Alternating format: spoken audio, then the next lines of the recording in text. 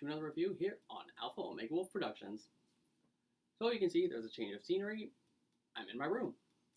In fact, I think I might be doing movie reviews in here from now on. In fact, I'm going to be moving rooms, so when I do, I'll be doing movie reviews in there. So I want to talk about a new-ish movie that came out in April. It's on Netflix, and it's a new WWE Studios film. I'm talking about The Main Event. And to review this movie, I came well prepared. I have my Adam Cole Bebe shirt, and get this, I have the WWE 24/7 Championship. In fact, I am the movie reviewing 24/7 champion. I know that's kind of a big title to give myself when I'm a pretty small YouTube channel, but this is all in good fun. In fact, I might use this when I review movies that involve wrestling in general. But will I lose this title while I review this movie? No. Will it come back to bite me in the butt? Probably. So let's talk about the movie for a little bit. This movie centers around a boy named Leo, and he goes through all the typical boyhood stuff. He gets bullied. He has a tragic backstory. But then he comes across this mysterious mask, and it gives him supernatural powers. He is super strong, he's super fast, he's more charismatic, and then he decides to audition to be the next WWE/NXT superstar. So, I'm going to try to be fair here. I'm going to try to judge this movie not only as a movie critic, but as a wrestling fan in general. So, let's start from the movie aspect. The performances, I'll admit, are not very good. Much like the WWE, it's very wooden. In fact, I don't buy any of these performances, especially the main kid. I find him very bland and boring. Especially the villain. He is so bland and one-dimensional. In fact, his dialogue can be summed up with, I kid you not, that's literally his only dialogue in the entire movie. He is that bad. Well, let's talk about the writing.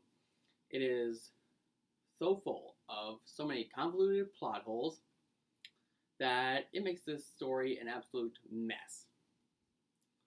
And I'd say what makes this movie even worse is so full of cliches, and it's so predictable.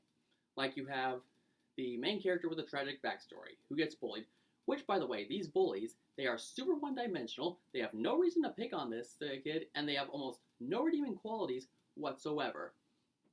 You have the underdog story. Okay, granted, I like a good underdog story, but this just stretches it out way too much. Oh, and there's also my personal favorite, the liar revealed cliche. If you've seen the movie, you probably know what I'm talking about. And the humor falls flat on its face so much. In fact, screw the cliches. This has to be the worst part. I did not get any laughs. It is very stale. In fact, the humor has to go so far that it results in fart jokes. And trust me, there's a fart joke in here that goes on way much longer than it needs to. It's like the peeing lemon scene in Norm of the North.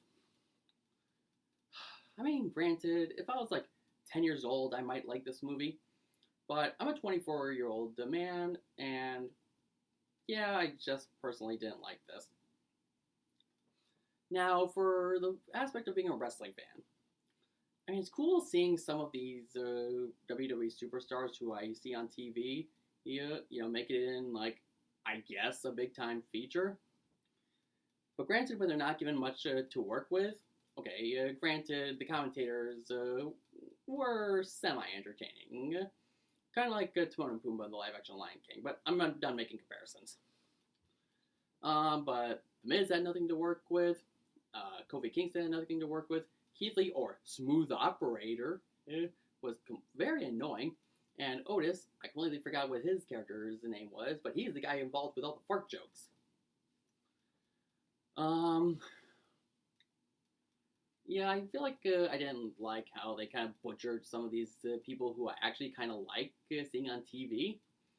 These are guys who do this thing for a living, I feel like this is kind of a downgrade, I'm not gonna lie. So, in the end, the main event may be for kids, a more general audience, but it is badly acted, badly written, and very predictable and cliched, and this is just an absolute mess. If you didn't enjoy this movie, that's fine. It just wasn't my cup of tea.